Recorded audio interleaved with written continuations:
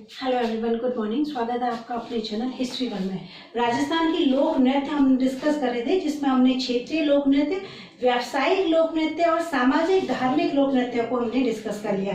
क्षेत्रीय लोक नृत्य जो किसी क्षेत्र विशेष से संबंधित हो, जैसे मारवाड़ का गुड़ला लोक नृत्य, डांडिया लोक नृत्य, और शेखावाटी का हम देखें तो चंग और गीदड़ लोक नृत्य। इसके साथ ही हमने देखे थे सामाजिक धार्मिक लोक नृत्य जो किसी सामाजिक अवसर पर, मांगलिक अवसर पर या फिर किसी लोक देवता की आराधना में किए जाने वाले धार्मिक लोक नृत्य, और व्यावसायिक लोक नृत्य जो कि पेशेवर जातियों के द्वारा जीविकोपार्जन के लिए किए जाने वाले लोक नृत्य थे, जैसे कालबेलिया जाति के नृत्य हो गए। ये सारे लोक नृत्य हम डिस्कस कर चुके हैं। आज जो हम देखने वाले हैं इसका अंतिम भाग, वो है आपका जनजातियों के विशेष नृत्य। जातीय विशेष की नृत्य आज हम डिस्कस करने वाले हैं।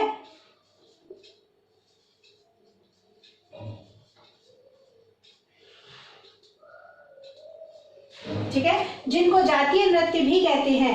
जातीय नृत्य जो किसी विशिष्ट जातियों के द्वारा ही परफॉर्म किए जाते हैं, जैसे भीलों के नृत्य हो गए, गरसिया जाति के नृत्य हो गए, गुर्जर नृत्य हो गए, बंजारों के नृत्य हो गए, वो सभी हम यहाँ पर देखने वाले हैं। तो सबसे पहले देखते हैं भीलों के नृत्य।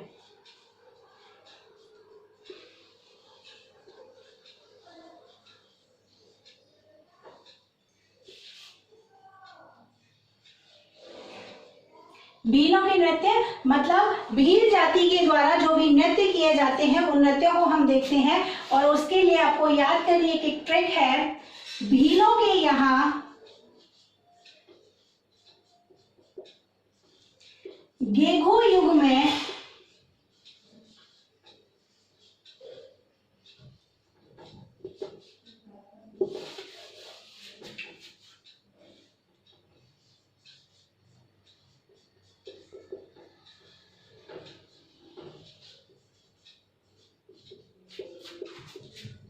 भीलों के यहाँ गेघू युग में गौरी ने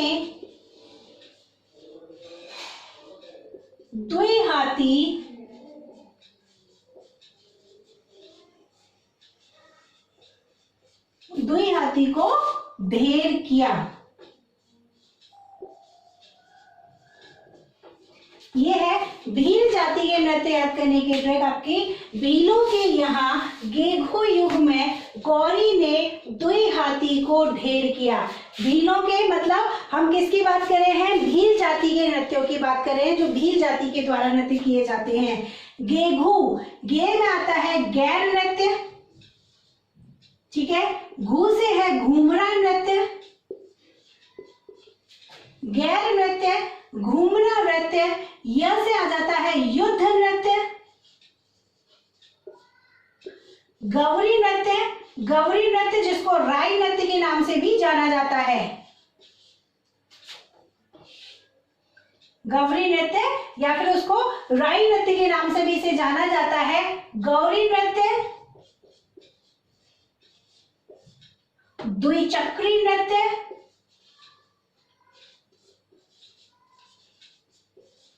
हाथी मना,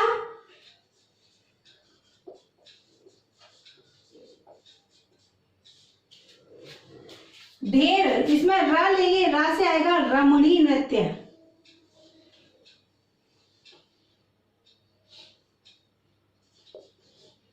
और ये जो ने है, इस ने से बनता है नेजा नृत्य।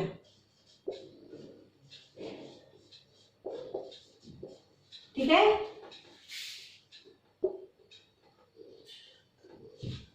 ठीक है। तो भीलों के कौन कौन से नृत्य हो गए? गैर नृत्य, घूमना नृत्य, युद्ध नृत्य, गौरी नृत्य, नेजा नृत्य, द्विचक्री नृत्य, हाथी मना नृत्य और रमणी नृत्य। भीलों के यहाँ गेघू युग में गौरी ने द्विहाती को ढेर किया। अब इन नृत्यों को हम डिटेल में देखते हैं। सबसे पहले है गैर नृत्य।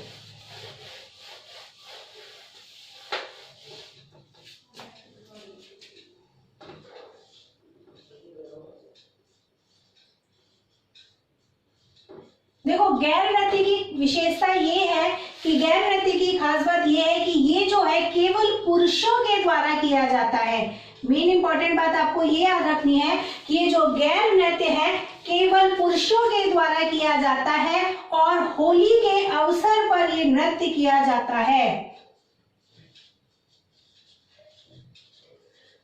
अब आप एक चीज याद रखना, ऐसा नृत्य जो केवल पुरुषों के द्वारा किए जाते हैं उसमें महिलाओं का एक बहुत बड़ा भाग होता है, वो वहां पुरुषों के साथ वहां खड़े होकर गीत गाती हैं। तो जब ये नृत्य होली के अवसर पर पुरुषों के द्वारा किया जाता है तो यहाँ पर स्त्रियां जो गीत गाती हैं वो क्या गाती हैं, वो फाग गाती हैं।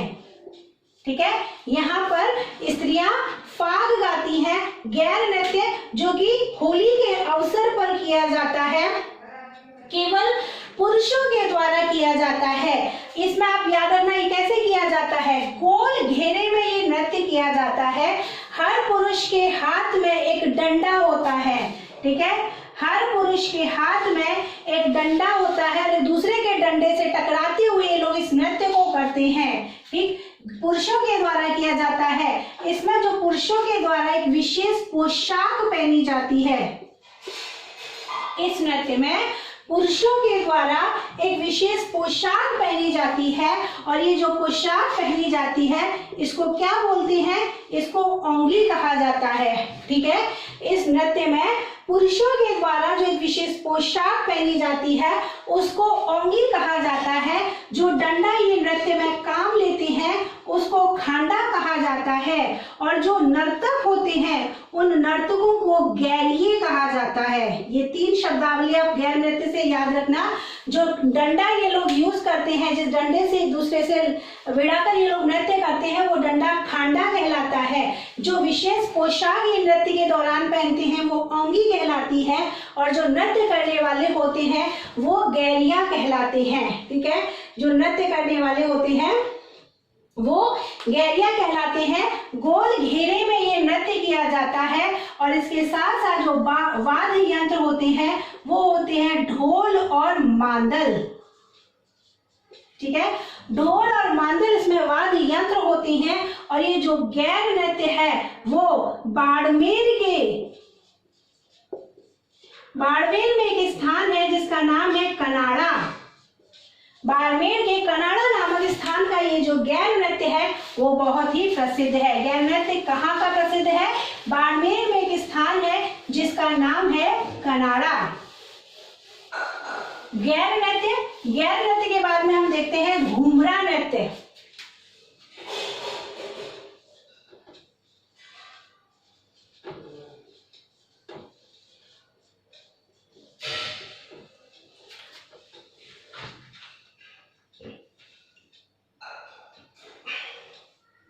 देखो, ये जो घूमरा नृत्य है ये जो है वो गरबा नृत्य की प्रतिकृति है।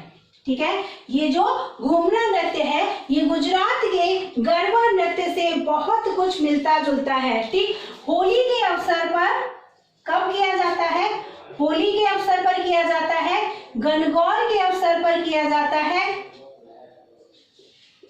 और दीपावली के अवसर पर ये नृत्य किया जाता है। ये जो घूमरा नृत्य है वो होली के अवसर पर, गणगौर के अवसर पर और दीपावली के अवसर पर प्रयोग किया जाता है। इस नृत्य में महिलाएं भाग लेती हैं।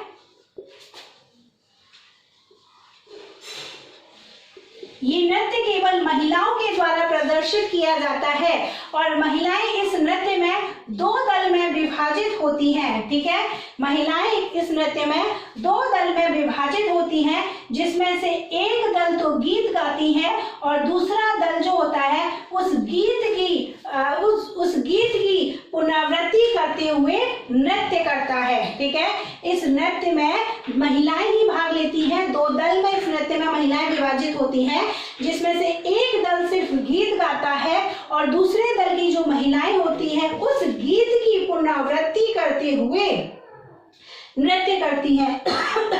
ठीक है, उस गीत की पुनरावृत्ति करते हुए नृत्य करती हैं और इस गीत में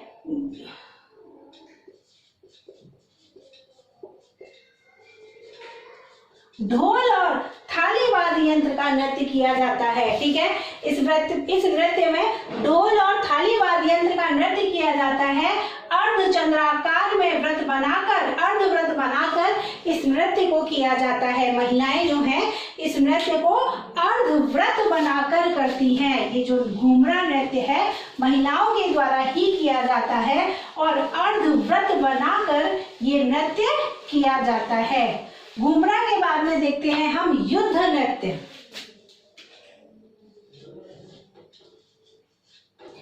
घूमरा के बाद युद्ध नृत्य। अब देखो युद्ध नृत्य, जैसा कि इसके नाम से ही हमें पता चल रहा है, युद्ध से संबंधित नृत्य। इस नृत्य के द्वारा जो भील जाति है वो ये प्रमाणित करने का प्रयास करती है, इस नृत्य के द्वारा जो भील जाति है वो ये प्रमाणित करने का प्रयास करती है कि भीलों को अपने अस्तित्व की रक्षा के लिए, भीलों को अपने अस्तित्व की रक्षा के लिए शुरू से ही युद्ध करने पड़े थे। इस नृत्य के द्वारा भील जाति यह प्रमाणित करती है कि भीलों को अपनी रक्षा के लिए शुरू से ही युद्ध करने पड़े थे, अपनी अस्तित्व की रक्षा के लिए। ठीक है, इसी के माध्यम से ये युद्ध कला का, इस नृत्य के माध्यम से ये लोग युद्ध कला का प्रदर्शन करते हैं, युद्ध कला का प्रदर्शन करते हैं, जिसमें दो दल होते हैं। ठीक है, दो दल होते हैं और दोनों ही दल एक दूसरे पर तीर से, भालों से, तलवारों से हमला करते हैं। इसमें दो दल होते हैं और दोनों ही दल तीर से, भालों से हमला करते हैं। ये जो नृत्य है कभी कभी इतना भयानक हो जाता है कि जो नर्तक होते हैं वो कई बार घायल हो जाते हैं। इस नृत्य को करते हुए नर्तक कई बार घायल हो जाते हैं। इसीलिए आजकल जो है, अभी इस वर्तमान समय में राज्य सरकार ने इस युद्ध नृत्य पर, इस युद्ध नृत्य पर बैन लगा दिया है। इस युद्ध नृत्य पर राज्य सरकार ने प्रतिबंध लगाया हुआ है। ठीक, चौथा है गौरी नृत्य। मैंने बताया था गौरी नृत्य को ही राई नृत्य के नाम से भी जानते हैं। जो गौरी नृत्य है इसी को राई नृत्य के नाम से ही जानते हैं। 40 दिनों तक ये नृत्य चलता है और ये एक तरीके से नृत्य नाटिका है। ठीक है, 40 दिनों तक ये चलता है और एक तरीके से नृत्य नाटिका है। गौरी या राई नृत्य 40 दिनों तक चलता है। भाद्रपद के महीने से तो शुरू होता है। ठीक है, भाद्रपद माह से प्रारंभ होता है और आश्विन माह की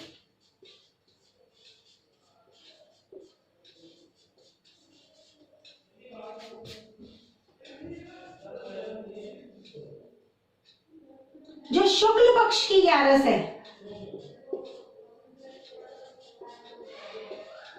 ठीक है, शुक्ल पक्ष की 11 तक ये नृत्य चलता है। मनोरंजन का साधन होने के साथ साथ इस नृत्य का धार्मिक महत्व भी है। क्यों?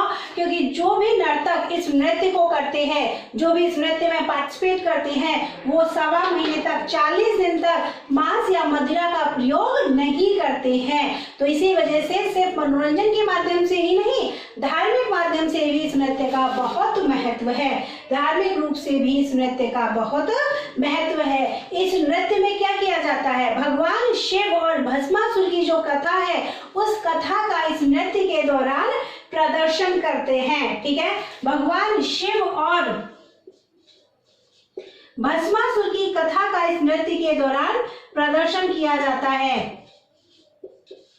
ठीक है, ये कहा जाता है कि जो भगवान शिव है वो भीलों के प्रमुख देवता हैं और जो भी व्यक्ति भगवान शिव का रूप धारण करता है उसको पुरिया कहा जाता है। जो भी व्यक्ति भगवान शिव का रूप धारण करता है, इस नृत्य के दौरान जो भी व्यक्ति भगवान शिव का रूप धारण करता है उसको पुरिया कहते हैं। और जो भी नर्तक होते हैं वो इस पुरिया के चारों ओर ही नृत्य करते हैं। ठीक है, जो भी नर्तक होते हैं वो इस पुरिया के चारों ओर ही थाली और मांदल की ताल पर नृत्य करते हैं। तो वाद्य यंत्र कौन सा हो गया?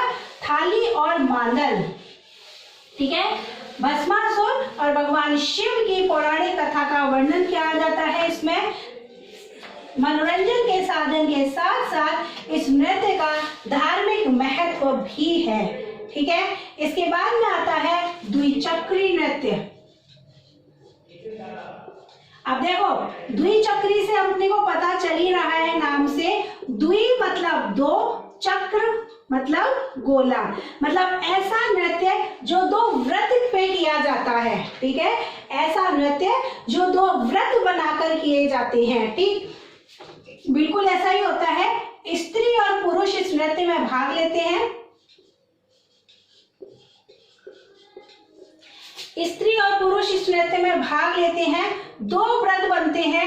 ठीक है, दो गोले बनाए जाते हैं। बाहरी व्रत में तो होते हैं पुरुष, और जो अंदर वाला व्रत होता है उसमें खड़ी होती है महिलाएं। ठीक है, जो बाहर वाला व्रत बनता है वो पुरुषों के द्वारा बनाया जाता है, और जो अंदर वाला व्रत बनता है वो महिलाओं के द्वारा बनाया जाता है। जो बाहर वाला व्रत होता है उसमें जो पुरुष होते हैं वो अपने बाएं से लेके दाईं ओर घूमते हैं। ठीक है, याद रखना इस चीज को, जो पुरुष होते हैं वो बाएं से लेके दाईं ओर के लिए घूमते हैं, लेफ्ट टू राइट जाते हैं, और जो महिलाएं होती हैं वो दाएं से लेके बाईं ओर को जाती हैं। ठीक है, जो महिलाएं होती हैं वो दाएं से लेके राइट से लेफ्ट की तरफ आती हैं। जो पुरुष होते हैं वो लेफ्ट टू राइट जाते हैं, और जो महिलाएं होती हैं वो राइट टू लेफ्ट आती हैं। ठीक है, विवाह के अवसर पर यह नृत्य किया जाता है। इस बात को भी याद रखना, विवाह के अवसर पर नृत्य किया जाता है। तो समझ में आ गया द्विचक्री नृत्य क्या है। द्विचक्री जैसा कि नाम से ही पता चल रहा है, दो गोले बनाकर किया जाता है। स्त्री और पुरुष दोनों के द्वारा किया जाता है। बाहर का जो गोला होगा वो पुरुष बनाएंगे और अंदर के गोले का निर्माण महिलाएं करती हैं। पुरुष जो है नृत्य करते समय लेफ्ट टू राइट जाते हैं, अपने बाएं से दाहिनी ओर जाती हैं, और जो महिलाएं होती हैं वो राइट टू लेफ्ट आती हैं, मतलब अपने दाहिनी ओर से बाएं ओर की तरफ आती हैं। विवाह के अवसर पर किया जाता है ये नृत्य, जिसका नाम है द्विचक्री नृत्य। और इसी नृत्य का एक नाम और है जो कि मैंने आपको पहले भी बताया था, वो है हिचकी नृत्य। जब मैंने हिचकी लोकगीत पढ़ाया था उस समय मैंने आपको बताया था कि हिचकी लोक नृत्य भील जाति के महिला और पुरुषों के द्वारा किया जाता है। इसी नृत्य को द्विचक्री नृत्य या हिचकी नृत्य दोनों नाम से जाना जाता है। इसके बाद में देखते हैं गौरी नृत्य। अब देखो, गौरी नृत्य नाम से ही पता चल रहा है, गौरी मतलब मां पार्वती के लिए ये नृत्य किया जाता है। ठीक है, गौरी के लिए अथवा मां पार्वती के लिए नृत्य किया जाता है, और उदयपुर के आसपास के क्षेत्र में ये नृत्य किया जाता है। ठीक है, ये भी एक तरीके से लोक नृत्य नाटिका है, और इसमें ये दिखाया जाता है कि इस नृत्य में जो प्रदर्शन करा जाता है उसमें मां पार्वती के पीहर गमन का प्रदर्शन इस नृत्य में किया जाता है। ठीक है, मां गौरा के पीहर गमन का इस नृत्य में प्रदर्शन किया जाता है। गौरी नृत्य के बाद में देखते हैं नेजा नृत्य।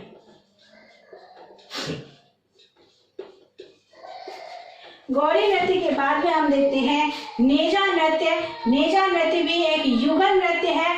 युगल नृत्य जैसे कि हमने कल भी बोला था, मतलब स्त्री और पुरुष दोनों के द्वारा परफॉर्म किया जाने वाला नृत्य। युगल नृत्य कौन सा होता है? ऐसा नृत्य जिसमें स्त्री और पुरुष दोनों भाग लेते हैं।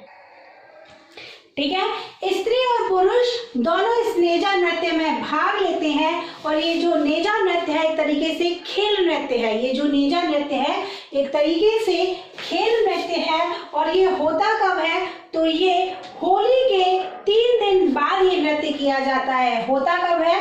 होली के 3 दिन बाद ये नृत्य किया जाता है। एक खुले मैदान में एक डंडा गाड़ दिया जाता है। ठीक है, एक खुले मैदान में एक डंडा गाड़ दिया जाता है, उस डंडे के ऊपर या डंडे के सिर पर नारियल बांध दिया जाता है। इस नृत्य में क्या होता है? खुले मैदान में डंडा गाड़ दिया जाता है, डंडे के सिर पर नारियल बांध दिया जाता है, स्त्री और पुरुष दोनों इस नृत्य में भाग लेते हैं। पुरुष जो है वो कोशिश करता है कि चढ़कर इस नारियल को उतारे, पुरुष जो है वो कोशिश करते हैं कि इस नारियल को उतारे, लेकिन महिलाएं जो हैं, जो स्त्रियां हैं, वो उनके रास्ते में रुकावट बनने के लिए उनको छड़ियों से और कोड़ों से पीटती हैं, पुरुषों को छड़ियों से और कोड़ों से पीटती हैं। लेकिन अगर फिर भी पुरुष उस नारियल को उतारने में, वहां से नारियल को लाने में सफल हो जाता है, तो इस नृत्य में जो भी स्त्रियां भाग लेती हैं उनमें से किसी एक महिला से वो पुरुष शादी कर लेता है। इस रस्म में भाग लेने वाली महिलाओं में से किसी एक महिला से वो पुरुष जो है वो विवाह कर लेता है। और ये जो रस्म है, ये जो रस्म जो होती है, ये रस्म क्या कहलाती है? ये कहलाती है गोल गधेड़ो। ये रस्म क्या कहलाती है? गोल गधेड़ो। ठीक है, नेजा नृत्य की बात कर रहे थे हम, नेजा नृत्य, और नेजा नृत्य के बाद में आएगा हाथी मना नृत्य। दो नृत्य बचे हैं अभी अपने भीलों के, एक तो है हाथी मना नृत्य और दूसरा है रमणी नृत्य। ठीक है, तो सबसे पहले देखते हैं हाथी मना। ठीक, देखो ये जो हाथी मना नृत्य है, इसमें आपको कुछ बातें जो याद रखनी है। सबसे पहले विवाह के अवसर पर किया जाता है। देखो हर नृत्य का एक अवसर होता है, एक समय होता है। एग्जाम में क्वेश्चन आपके मोस्टली वहीं से बनते हैं कि किसी भी नृत्य के लिए आपसे पूछ सकते हैं कि ये नृत्य किस अवसर पर किया जाता है। ठीक है, तो ये जो हाथी मना नृत्य है, ये विवाह के अवसर पर किया जाता है और बैठकर किया जाता है। ठीक है, ये जो नृत्य है बैठकर किया जाता है, विवाह के अवसर पर किया जाता है। और इसमें क्या किया जाता है? जो नर्तक होता है वो तलवार हाथ में लेकर गोल घेरे में नृत्य करते हैं। ठीक है, ये जो नृत्य है विवाह के अवसर पर किया जाता है, तलवार हाथ में लेकर नर्तक इस नृत्य में बैठकर गोल घेरे में नृत्य करते हैं। अब अंतिम जो भीलों का नृत्य है वो है रमणी नृत्य। ठीक है, रमणी नृत्य, देखो ये भी विवाह के अवसर पर ही किया जाता है। जो रमणी नृत्य है ये भी विवाह के अवसर पर किया जाता है, लेकिन खास बात ये है कि ये विवाह मंडप के सामने किया जाता है। अवसर तो वही है, विवाह अवसर है, सारे ये भी विवाह अवसर पर किया जाता है, लेकिन यह विवाह मंडप के सामने नहीं किया जाता। ये जो रमणी नृत्य है ये विवाह मंडप के सामने किया जाता है। स्त्री और पुरुष दोनों इस नृत्य में भाग लेते हैं। ठीक है, स्त्री और पुरुष दोनों इस नृत्य में भाग लेते हैं। ठीक, स्त्रियां क्या करती हैं? एक पंक्ति में खड़ी हो जाती हैं, एक पंक्ति में स्त्रियां खड़ी हो जाती हैं और गीत गाते हुए अपने पैरों को आगे पीछे करती हैं। ठीक है, स्त्रियां क्या करती हैं? इस नृत्य में एक पंक्ति में खड़ी हो जाती हैं और गीत गाते हुए अपने पैरों को आगे पीछे करती हैं। तो वही पुरुष इस नृत्य के समय बांसुरी बजाते हैं और मांदल वाद्य यंत्रों का प्रयोग करते हैं। ठीक है, स्त्रियां तो जो है वो एक पंक्ति में खड़े होकर अपने गीत गाते हुए पैरों को आगे पीछे करती हैं और जो पुरुष है वो बांसुरी बजाते हैं। जो बांसुरी होती है वो जो साफे की पट्टी होती है ना, उससे सजी हुई बांसुरी होती है और मांदल वाद्य यंत्र का ये प्रयोग करते हैं। ठीक है, तो यहाँ पर अपने कंप्लीट होते हैं भीलों के नृत्य। ठीक है, भीलों के भील जाति के द्वारा किए जाने वाले सभी नृत्यों को हमने देखा। अब हम देखते हैं गस्या जाति के द्वारा किए जाने वाले नृत्य।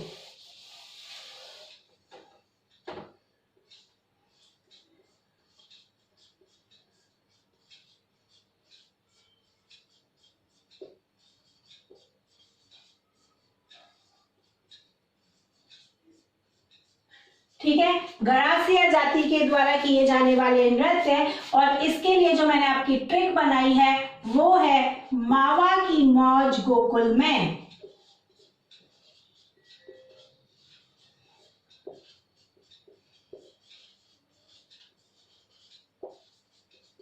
ठीक है। मावा की मौज गोकुल में, देखो म से है मांदल, मांदल लोक नृत्य, वा से है वालर लोक नृत्य,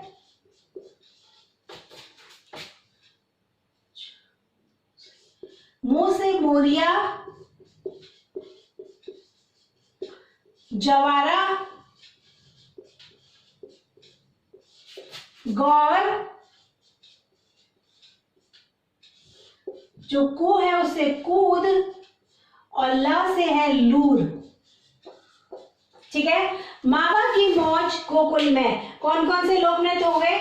मांडल, वालर, मोरिया, जवारा, कूद, गौर और लूर लोक नृत्य। ये सभी के सभी किसके हैं? ये गरासिया जनजाति के नृत्य हैं। सॉरी, ये सभी के सभी गरासिया जनजाति के नृत्य हैं। मांडल नृत्य, वालर, मोरिया, जवारा, गौर और लूर नृत्य। अब इन सभी को एक एक करके देखते हैं। तो सबसे पहले देखते हैं मांडल लोक नृत्य।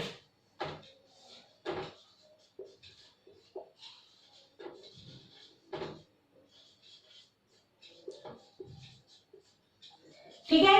ये जो नृत्य है गरासिया महिलाओं के द्वारा किया जाता है। ठीक, महिलाओं के द्वारा किया जाता है और वृत्ताकार में ये नृत्य किया जाता है।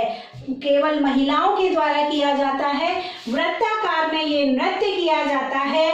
और इस नृत्य में वृत्ताकार में ही घूमती है महिलाएं। और इस नृत्य में थाली एवं बांसुरी वाद्य यंत्र का प्रयोग किया जाता है।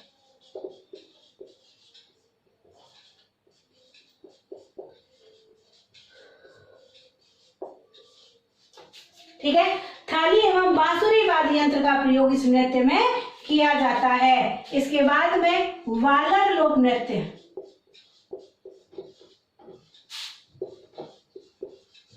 ये जो वालर नृत्य है वो सिरोही क्षेत्र में बहुत अधिक प्रसिद्ध है। ठीक है, सिरोही क्षेत्र में ये बहुत अधिक प्रसिद्ध है और गरासिया जनजाति का सबसे महत्वपूर्ण नृत्य है। ठीक, गरासिया जनजाति का सबसे महत्वपूर्ण नृत्य है। और इसमें एक बात जो इम्पोर्टेंट है वो आपको याद रखना, मैंने सभी नृत्यकों के लिए आपको बताया था कि तेज गति से होने वाले नृत्य है, लय के साथ तेज गति से नृत्य किए जाते हैं। लेकिन ये जो वालर नृत्य है ये धीमी गति का नृत्य है।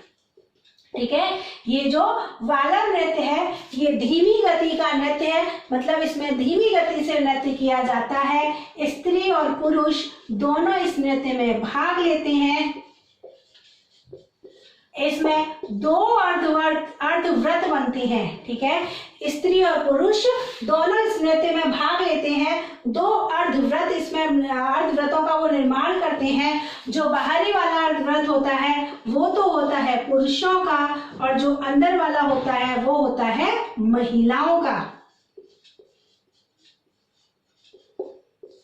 ठीक है, जो बाहर वाला अर्धव्रत होता है वो तो होता है पुरुषों का और जो अंदर वाला होता है वो होता है स्त्रियों का। अब जब ये नृत्य प्रारंभ होता है तो इस नृत्य को प्रारंभ करने से पहले एक व्यक्ति या एक नर्तक आता है जो छाता और तलवार लेकर, एक व्यक्ति आता है जो छाता और तलवार लेकर इसमें बीच में कूद जाता है। ठीक है, जो छाता और तलवार लेकर इस व्रत के अंदर प्रवेश करता है और इसीलिए और इसके बाद में ही ये नृत्य जो है वो प्रारंभ होता है। उसके बाद में ही जो नृत्य है वो प्रारंभ होता है। ठीक है, और ये नृत्य कब किया जाता है? विवाह के अवसर पर, होली के अवसर पर और गणगौर के अवसर पर ये नृत्य किया जाता है। और इस नृत्य में सबसे इम्पोर्टेंट बात ये है कि ये जो नृत्य है वो बिना किसी वाद्य यंत्र के किया जाता है।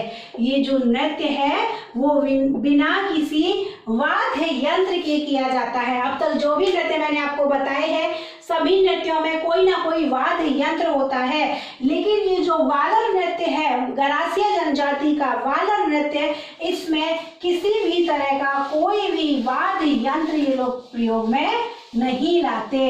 बिना वाद्य यंत्र के ये नृत्य किया जाता है। स्त्री और पुरुष दोनों के द्वारा ये नृत्य किया जाता है। इसके बाद में देखते हैं मोरिया नृत्य।